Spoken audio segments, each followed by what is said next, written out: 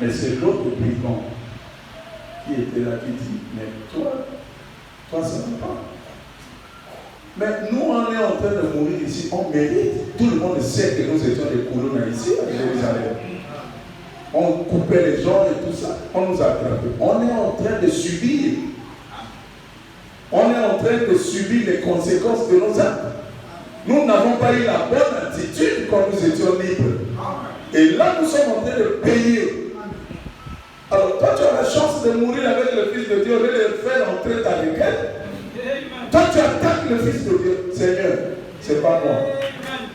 Vraiment, moi, je n'ai rien dit. Mais je prie seulement. Souviens-toi de moi. Mon frère, ma soeur, je te dis ce matin, quel que soit le niveau de péché que tu as, si tu as la bonne attitude ce matin, Dieu va se souvenir de toi. Jésus n'a pas dit que tu étais un koulouna, tu as tué des gens. Ce n'est pas ce que Jésus voit. Jésus voit votre attitude.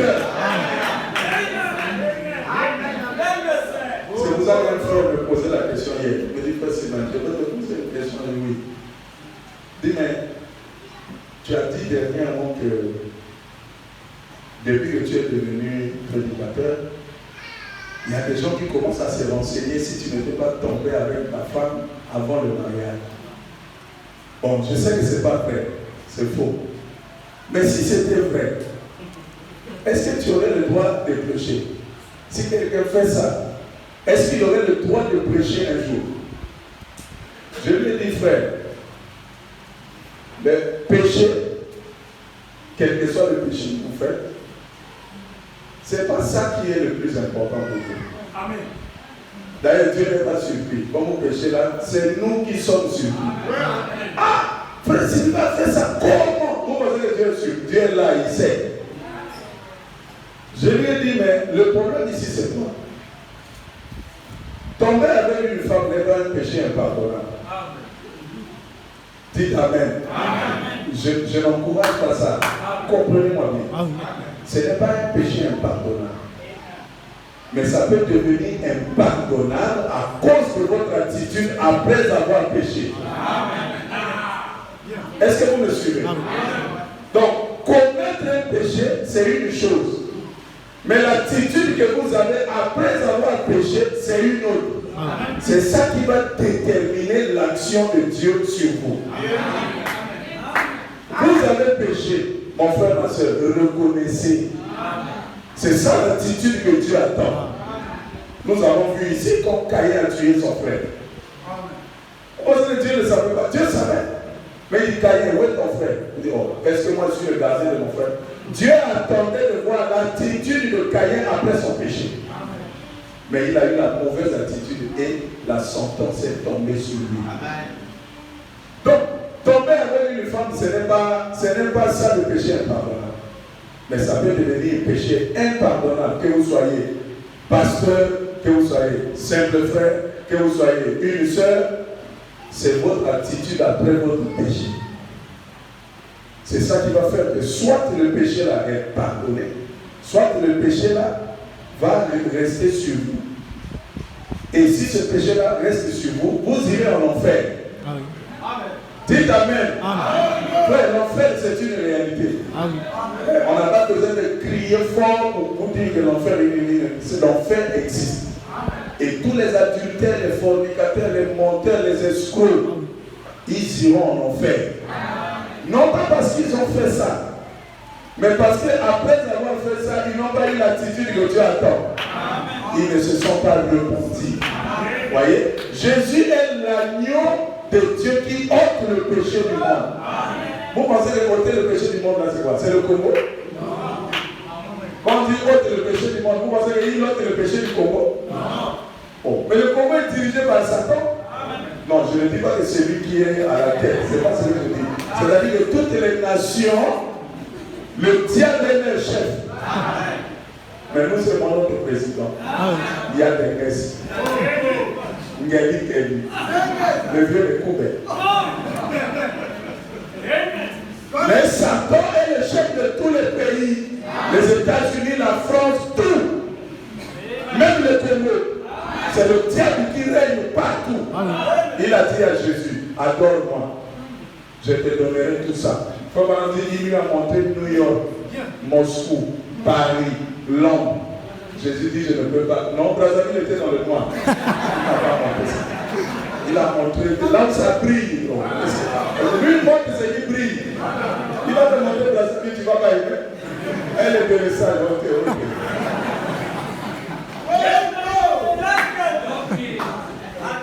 Et donc le Seigneur a dit non, moi je connais ma position. Moi je suis fils de David, tout ça m'appartient. Mais pour le moment c'est toi qui règnes. Un temps viendra où Christ régnera sur la terre. Mais ce temps n'est pas encore venu. Vous qui êtes déjà dans le millénium, restez dans votre millénium, nous on est là. Ah oui. Dites Amen. Donc le brigand à la croix, le Seigneur lui a pardonné à cause de son attitude. Il dit, Seigneur, souviens-toi de moi. Et le Seigneur, il a relevé la tête. Il dit, je te le dis, ce soir même, tu seras avec nous dans le paradis. C'était quoi? C'était l'attitude de ce monsieur. Bien que c'était un couloun connu, mais il est sauvé. Les pharisiens qui ont passé toute la vie dans le temple, dans l'enfer, cela n'était pas ni de celui qui court, ni de celui qui veut, mais de Dieu qui fait miséricorde. Ça ne dépend pas de vous, ça ne dépend pas de moi. Le centenier romain, il était là. Bien, mais ce n'était pas un juif. Le romain là, c'était quelqu'un, un militaire qui était, ils avaient occupé Israël. Donc, comme ici au Congo, il y a des Rwandais qui viennent occuper maintenant le Congo. Nous, on est devenus sous le joug des Rwandais. Maintenant, le pasteur Jésus, qui est sorti en Israël, il voit un général rwandais qui vient pleurer chez lui, non, j'ai mon titre, les occupants. Est-ce que vous voyez ça? Donc quand vous lisez la Bible, replongez-vous un peu dans le contexte. Ils étaient en train de terminer les frères de Jésus. Alors lui, il vient chercher le secours auprès de Jésus. Frère, quand vous êtes chrétien, Jésus a dit, si vous aimez seulement ceux qui vous aiment, qu'est-ce que vous faites de plus? Amen. Il dit, bon, moi je suis centenier romain, j'ai un de mes éléments. Mon frère, pour qu'un chef vienne poser votre problème, ça veut dire qu'il vous aime beaucoup. Ça veut dire que l'élément là peut-être que comptait beaucoup pour le centenier. Et comme il était malade, peut-être que le travail ne se passait plus bien. Et le général s'est dérangé chercher Jésus. Mon frère, quand vous avez la vérité, même les païens vont témoigner. Ils vont témoigner. Mais les centeniers connaissaient les sacrificateurs. Ils traitaient ensemble. Ils se sont liés pour tuer Jésus. Ils les connaissaient. Mon frère, vous voyez les politiciens là, ils savent qui est dans la vérité et qui n'est pas dans la vérité. Comme nous sommes ici, vous ne savez pas qui est là. Il peut y avoir des gens de renseignement qui sont ici, ils viennent suivre les prédications. Pour voir, est-ce qu'ils peuvent savoir qu'au tabernacle des Babylone, il y a la vérité ou pas. Le centenier n'est pas allé vers les pharisiens. Il est venu vers le Seigneur. Il dit, j'ai mon élément qui est malade. Je sais que toi, tu peux le guérir. Alors, je ne te demande pas de te déplacer jusqu'à chez moi. Tu es trop grand. Tu ne peux pas le faire. Mais moi, en tant que militaire, quand je donne un ordre, je n'ai pas besoin d'être sur le terrain. Je sais que l'ordre là va être répercuté. Les gens qui font l'armée, ils savent ça. C'est pour ça que c'est un avantage d'être militaire dans la parole, mais c'est aussi un désavantage. Parce que si vous êtes un militaire dans la vérité, facilement vous pouvez agir. Votre formation militaire va vous faire agir conformément à la parole. Mais si vous êtes un militaire qui a cru à une dénomination, mon frère, la formation militaire devient un obstacle. Parce que vous allez considérer le pasteur comme le chef. Comme le chef a déjà dit, là-bas, quand le chef a déjà parlé, que ce soit bien ou pas, on dit non, à vos ordres. À vos ordres. Autant pour vous. Autant pour vous. Mais c'est faux. Dans la formation militaire, c'est un avantage quand vous êtes dans la vérité. Parce que les civils, c'est des désordonnés. Quand on dit qu'ici, on s'assoit, vous allez voir un civil, il n'a pas la notion d'ordre. Il va venir là s'asseoir, après il a des problèmes. Mais un militaire, quand on dit déjà, ici on ne s'assoit pas, il a la notion d'ordre. C'est pour ça que vous prenez les militaires, ils sont carrés, ils sont comme ça. C'est la déformation professionnelle. Donc il faut les comprendre. Amen. Mais les sœurs qui aiment le désordre fuient les frères militaires. Parce que sœur, tu aimes le désordre. Parce qu'avec les frères militaires, tout est réglo. Hein? Quand c'est pas réglo, la sentence tombe. Voilà. C'est comme ça. Mais les civils, ils sont là, ils font, la femme fait ce qu'ils parlent pas. Oh non, c'est la démocratie. La démocratie, c'est là-bas, pas ici. Ici, c'est la parole qui règne. Et l'homme est le chef de la femme. C'est comme ça. Sinon, allez fabriquer votre religion. Et nous, on ne viendra pas là-bas. Vous voyez que la parole est merveilleuse. Nous remercions le Seigneur pour William Marion Branham. Mon frère, regardez un sujet. Ceux qui lisent le message, ils savent, ce n'est pas à moi. C'est frère madame qui a enseigné ça. Nos attitudes, c'est l'attitude mentale correcte. Donc le militaire dit, Seigneur, tu n'as pas besoin de venir chez moi. Moi, quand je donne les ordres à mes éléments, ça se répercute là-bas. Celui qui ne le fait pas, il ira en prison. Donc ils obéissent, que je sois là ou pas.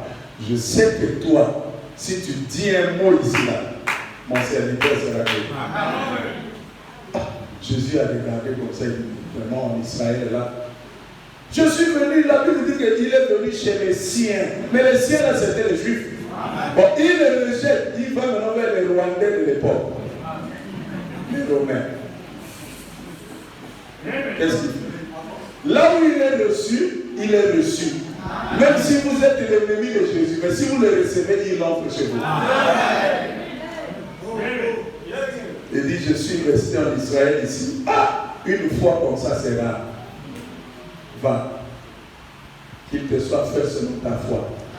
Frère, celui qui était malade ne savait pas ce qui se passait. Donc l'attitude de son chef a emmené la guérison vers lui, alors qu'il était ignorant là-bas. Frère, votre attitude peut emmener la guérison pour quelqu'un. Dites amen. Frère, on reçoit une femme, il dit que tu n'es pas venu ici pour toi. Tu n'es pas malade. Mais tu es venu parce qu'il y a un de tes parents là-bas qui souffre. Est-ce que tu crois que je suis un prophète? Oui, je crois. Prépare, il est guéri. Le parent à la maison ne savait pas ce qui se passe. Et le même Dieu est ici ce matin. Ce n'est pas toi qui même qui guérissait les gens. Et ayez la bonne attitude vis-à-vis de la parole. Vous verrez ce qui va arriver. Bien-aimé le général Nama, il a quitté son pays, la Syrie. Là-bas aussi, il y avait des gens qui disaient que nous avons Dieu, nous avons Dieu. Vous savez que les postes là, parfois, on va voir comment à moi, ça va faire. Frère, les postes, les grands postes là, frère, il faut que vous ayez Dieu. Moi, j'aime mon bois-boine. Vous connaissez ça, bois-boine? Nous, on est galons, nous dit Mbanda. Nous, au poule, on dit bois-boine. Il est à la présidence là. Un jour, il arrive au bureau. Avant d'ouvrir, il voulait faire quelque chose, il a demandé à un élément là d'ouvrir. Dès que l'élément là touche la poignée, le bon est dit. Frère, là-bas, il faut avoir Dieu.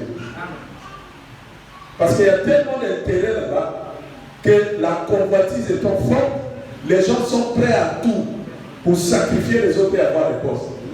Frère, si vous êtes là-bas, soyez sérieux avec la parole. Dieu vous protégera. Non, le général là-bas, peut-être il avait des concurrents, il a cherché là-bas rien. Il a entendu dire qu'en Israël, il y a un Dieu qui est là-bas. Il a fait le voyage avec ses éléments. Ils sont arrivés vers le prophète. Le prophète avait son protocole, son secrétaire Géasi. Ils sont venus, non, moi le général intel, je suis venu voir le prophète. Bon, attendez là. Oh, mais moi, attendez, ici c'est Dieu. C'est pas vos histoires, ici il n'y a pas de chef. Ici c'est la parole qui commande. Restez là. Prophète, il y a le général qui vient de Libreville, il est venu pour que tu pries pour lui, pour qu'il soit guéri. Dis-lui, je suis occupé. Je suis occupé avec Dieu. Il vient de loin. Dis-lui, je suis occupé. Je fais des choses plus importantes. Mais, dis au général d'aller dans le Jourdain, qu'il se plonge là-bas 7 fois. Et il sera guéri. Ouais, ce n'est pas les pasteurs d'aujourd'hui, quand un général vient, c'est lui qui trompe. Mais c'est un humain. C'est une autre de terre. Toi, tu sers le Dieu vivant. Dans la hiérarchie, lui va être au garde à vous. Ici, c'est le royaume de Dieu. Pas les histoires de la politique. Géasi est parti. Il dit, mon général, avec tous mes respects, le prophète est occupé. Il ne peut pas vous recevoir.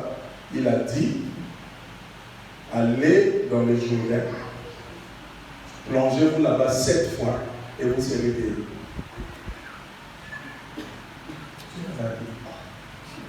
Moi, je vais aller dans le Jourdain. Les hommes boueuses savent. Est-ce que chez nous en Syrie, il n'y a pas de lacs bien où on peut aller? Mon frère, vos lacs là n'ont pas de vertu. Mais il fallait te plonger là-bas pour que tu sois guéri. Frère, les lacs là-bas, c'était les mêmes eaux du Jourdain. Mais ici, il y avait quelqu'un qui avait Dieu. Et quand vous faites les choses selon ce que l'homme de Dieu dit, vous verrez. Dieu confirme toujours sa parole. Il y a un qui était sage là. Il dit, mon général, tu es venu chercher la guérison. Il ne faut pas être orgueilleux. Si nous avons fait ce voyage, c'est parce qu'on a vu qu'en Syrie, il n'y a rien. Bon, le prophète dit, va te plonger 7 fois. Fais d'abord.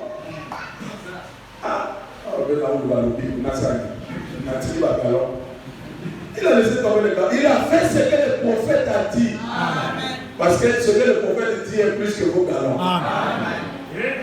Il est parti dans les eaux boueuses. Remarquez que le général n'a jamais rencontré le prophète. Mais il y avait un véritable auxiliaire au milieu. Il n'avait jamais vu William Branham.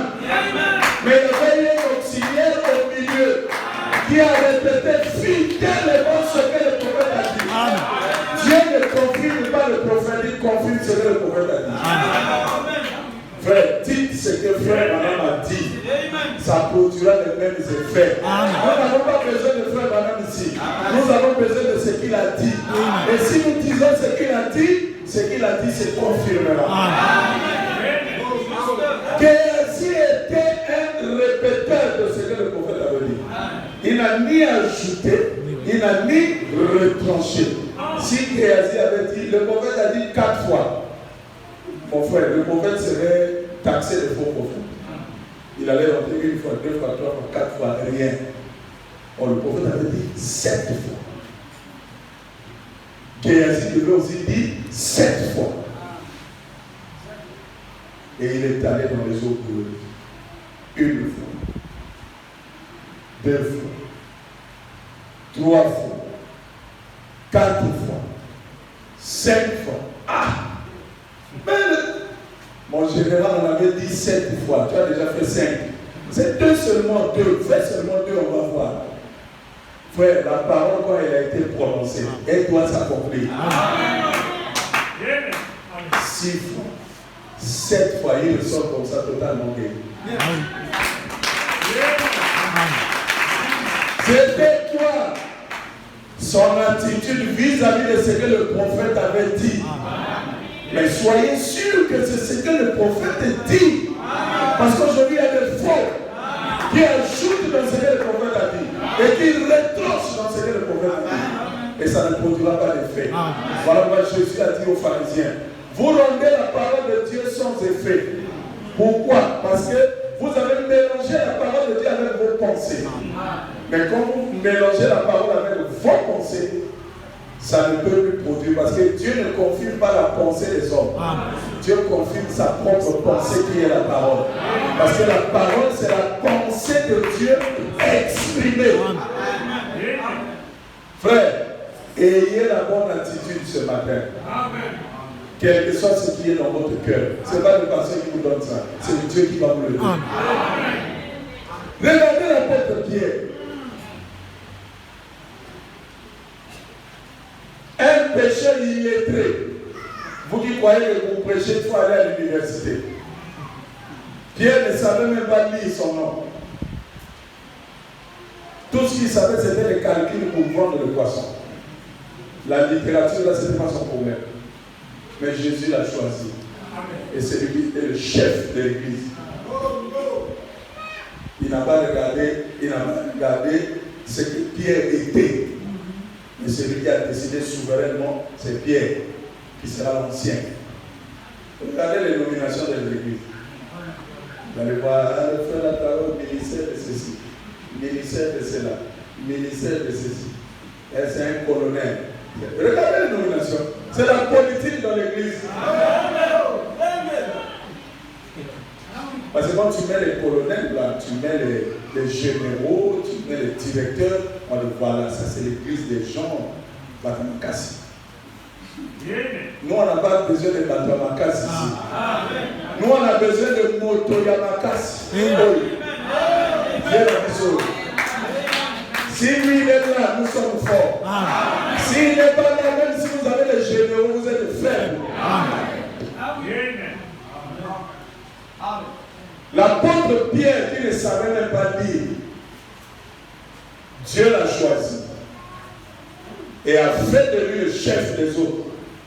Et il dit, Pierre, quand tu seras converti, paie mes brebis, comme le pasteur Emmanuel nous a dit, paie mes brebis. Vous êtes les brebis du Seigneur que nous paissons en son nom. Amen. Et c'est ça qui va nous donner la récompense. Ce n'est pas vous qui allez nous payer. Ce n'est pas vous. C'est le Seigneur qui nous paye. Si nous sommes sérieux avec son troupeau. Paie mes brebis. Et nous avons suivi ici le vendredi. Fabraham a dit, Jésus leur a dit, attendez à Jérusalem jusqu'à ce que vous soyez investis. Et ce pouvoir-là, il viendra d'en haut. Et le pouvoir est venu d'en haut. Quand le pouvoir est venu d'en haut, c'était une déflagration dans le quartier. Les gens commençaient à parler en langue, tout ça.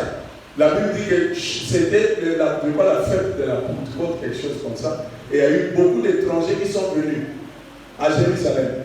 Mais chacun écoutait dans sa propre langue. Vous voyez le parler en langue, c'est pas vos histoires. Ça c'est du divertissement. Vous savez quoi? Pourquoi puisqu'il parle? Quand tu parles en langue, quoi?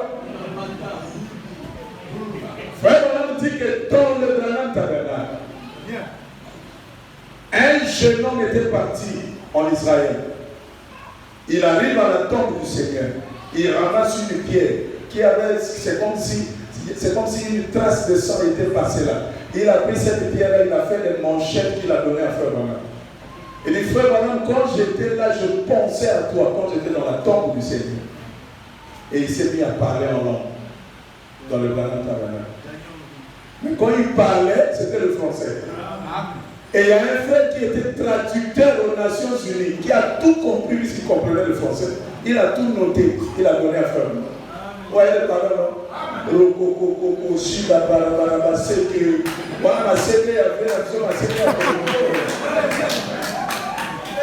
Ça c'est de la distraction.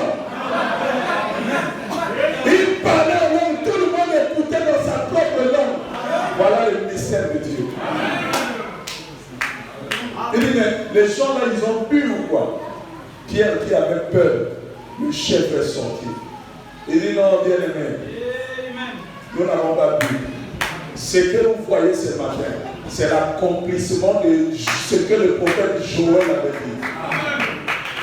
C'est ça qui se passe maintenant. Et Pierre a commencé à prêcher la parole de Dieu. Et la Bible dit qu'ils ont eu le cœur vivement touché. Ils ont dit, mais que devons-nous faire? Homme frère. Et les Seigneur, vous devez faire, Seigneur, vous devez vous repentir. La frère Madame dit, le premier message de l'Église, c'est la repentance. Frère, un pasteur qui ne coupe pas le péché, il est suspect. Un pasteur doit attaquer le péché pour amener les gens à la repentance. Vous attaquez le péché, non? Lui, il attaque les anciens. Si les anciens sont pécheurs, c'est leur affaire. Et eux, les péchés, ils sont devenus un. Nous attaquons tous. Si tu as le péché pécheur, tu vas mourir. Frère, Dieu ne viendra pas dire non, c'était le péché, je capte le péché et je tombe au ciel. Tu mourras. L'âme qui pêche, c'est l'âme qui vivra. Non. Remerciez le Seigneur d'avoir placé quelqu'un ici qui s'attaque au péché. Reportez-vous et que chacun de vous se fasse baptiser au nom du Seigneur Jésus-Christ pour la rémission de vos péchés et vous recevrez le don du Saint-Esprit. Moi, le Père Pierre marchait. Il arrive quelque part. Un escroquier qui était mendiant parce qu'il était escroquier. Il demandait de l'argent. Vous qui pensez que les pasteurs doivent être riches. Frère, notre modèle c'est Jésus. Jésus ne prêchait pas pour devenir riche. Les pasteurs pensent qu'on doit s'enrichir à la chaîne. Tu n'as rien compris, papa. Va faire la politique, c'est mieux. Va faire la politique, va faire le commerce. On prêche pour que les gens aillent au ciel. Mais derrière ça, Dieu est souverain. Il peut te bénir, comme il a béni Frère Branham. Frère Branham, les gens volontairement lui ont acheté des maisons. Et d'autres d'ailleurs, il a refusé. Nous avons lu ça ici. L'escroquier l'a mendié. Il voit Pierre passer là avec un autre. Il demande de l'argent. Pierre regarde là, ça le touche. Il dit, je n'ai ni or ni argent à te donner. Mais ce que je vais te donner là, c'est plus que l'argent. Au nom de Jésus, lève-toi, marche. Frère, le gars s'est levé. Oh! Mais je rêve ou quoi? Non, tu ne rêves pas. Tu marches au nom de Jésus. Allez, vas-y. Alors, la renommée commençait à rentrer partout. Alors, on emmenait maintenant les malades vers Pierre. Ils priaient, les gens étaient guéris et tout. Alors, à un moment, pour organiser maintenant les lignes de prière pour Pierre, c'était compliqué. Parce qu'il y avait trop de gens. Qu'est-ce que les gens ont eu comme idée? Ils ont dit, bon, nous, on doit seulement être sûr que Pierre va passer par ici. Et on va voir la position du soleil. Si son ombre sera projeté là, on s'aligne seulement là où l'ombre de Pierre va passer. Si le soleil est par là, l'ombre va se projeter là. Nous, on va s'allonger là. Nous croyons que si l'ombre de Pierre passe sur nous, nous, on sera guéris. C'était écrit quelque part? Non. C'était pas écrit. Quelqu'un pouvait dire, frère, ça c'est les fausses doctrines. C'était pas écrit. Frère Maman dit, Dieu a honoré leur foi. Amen. Lisons ça. Frère Maman dit ici dans la prédication, la foi est une ferme assurance. Prêché le 12 avril 1947.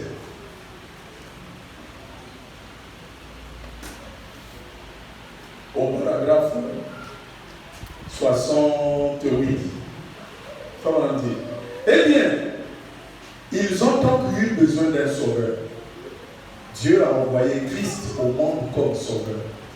Ensuite, après que Jésus s'en est allé, beaucoup parmi le peuple bien-aimé de Dieu étaient malades et affligés.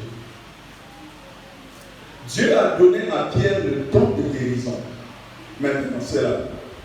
Les gens étaient guéris parce que Dieu rendait témoignage du don de guérison divine qui était en Pierre. Tout comme il a rendu témoignage qu'Élie était le prophète, que Moïse était le libérateur, que Christ était le Fils. Il en a rendu témoignage au travers de Pierre qu'il était le guérisseur. Donc Dieu était le guérisseur. L'a-t-il fait? L'a-t-il fait? Amen. Et les gens ont eu une idée. Quand ils ont vu comment les choses se passaient dans Pierre, ils ont eu une idée. Et ils se rassemblaient, même une foule de gens, de sorte que Pierre ne pouvait pas prier pour chacun. Et eux savaient que cet apôtre était le don de Dieu pour eux. Et il ne leur a jamais serré la main en disant que Dieu vous bénisse. On faisait sortir les gens du bâtiment. On les étendait dans la rue afin que même l'ombre de Pierre puisse passer sur eux et qu'ils soient guéris. Est-ce vrai? Amen. Frère, on demande pourquoi? C'est parce qu'ils savaient que Pierre était le don de guérison envoyé au peuple de Dieu. J'espère que vous comprenez cela, mes amis. Frère, on dit encore ici. Donc, et à qui le plan de l'Éternel a-t-il été révélé? Prêché le 24 août 1950, paragraphe 34. Ainsi donc, le même esprit qui était là en ce jour-là est ici. Amen. Le même esprit qui était là en ce jour-là est ici aujourd'hui. Les mêmes signes, les mêmes prodiges, les mêmes miracles sont accomplis. Le même genre de personnes croient de la même façon. Quand les gens ont vu l'apôtre Pierre et qu'ils ont reconnu qu'il avait un don de Dieu, quand Pierre avait dévoilé et dit aux gens ce qu'ils avaient fait, alors ils ont reconnu qu'il avait dévoilé à Ananias et à Saphira leur péché. Ils savaient ce que Dieu avait mis dans son cœur pour faire. Et puis, par cela, après qu'ils avaient reconnu cela, les lignes de prière devenaient tellement longues que Pierre n'arrivait même pas à prier pour eux. On couchait alors les malades dans des rues afin que ce vieux pécheur, c'est-à-dire pécheur, ouais, ça pêche, pas pécheur qui fait n'importe quoi. Parce que les esprits peuvent rentrer. Ouais, non, Pierre aussi était pécheur, mais il faisait des miracles, c'est faux. Il était pécheur de profession. On l'a dit ici.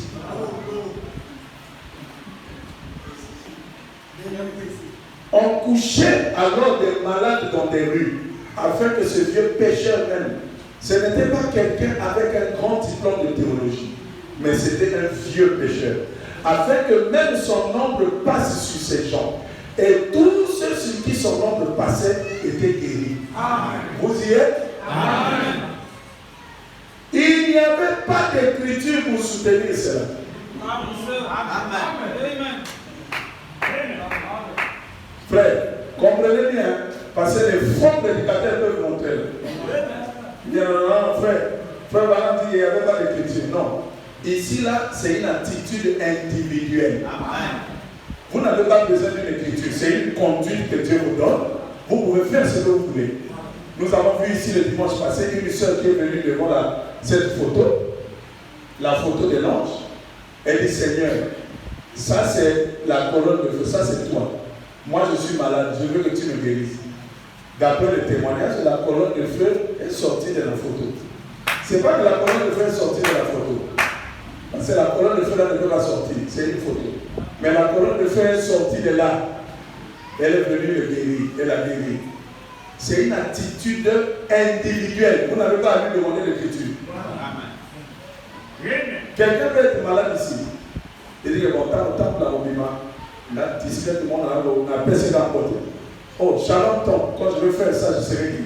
Parfois, celui qui fait ça, à qui tu fais ça, il ne sait pas. Mais c'est une conduite individuelle. Mais quand vous voulez maintenant faire les choses, emmener les gens dans quelque chose qui est comme général, vous devez avoir des écritures. Mais votre attitude individuelle n'engage que vous. Ça, c'était individuel. Voilà, je ne peux pas dire ici, on peut baptiser au nom de Branham, c'est pas écrit. C'est pas, ça, c'est une fausse doctrine. Il n'y avait pas d'écriture pour soutenir cela. Il n'y en avait pas en ce temps-là.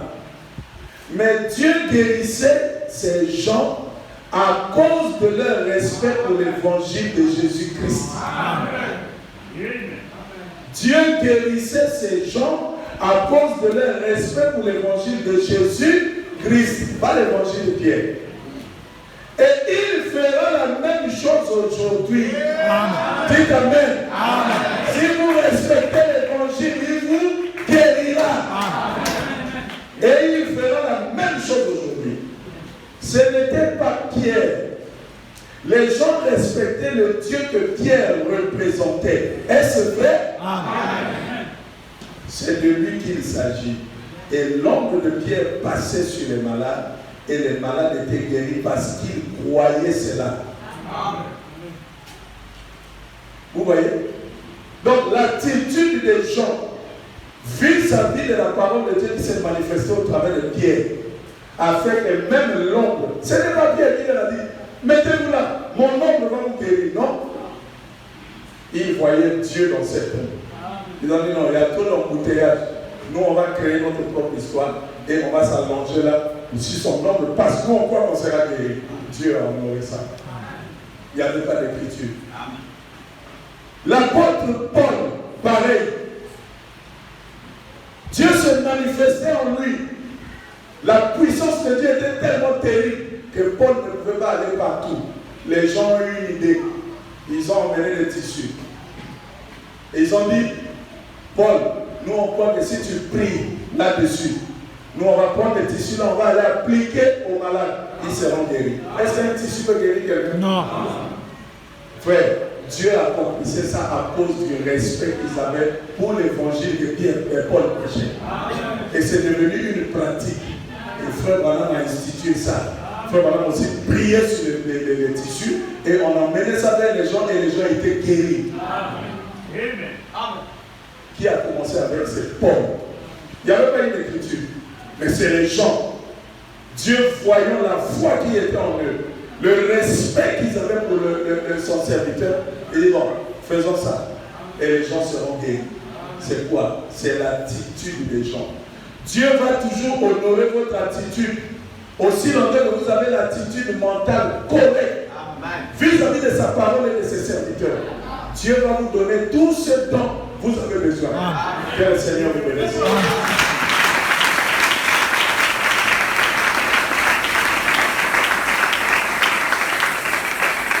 Le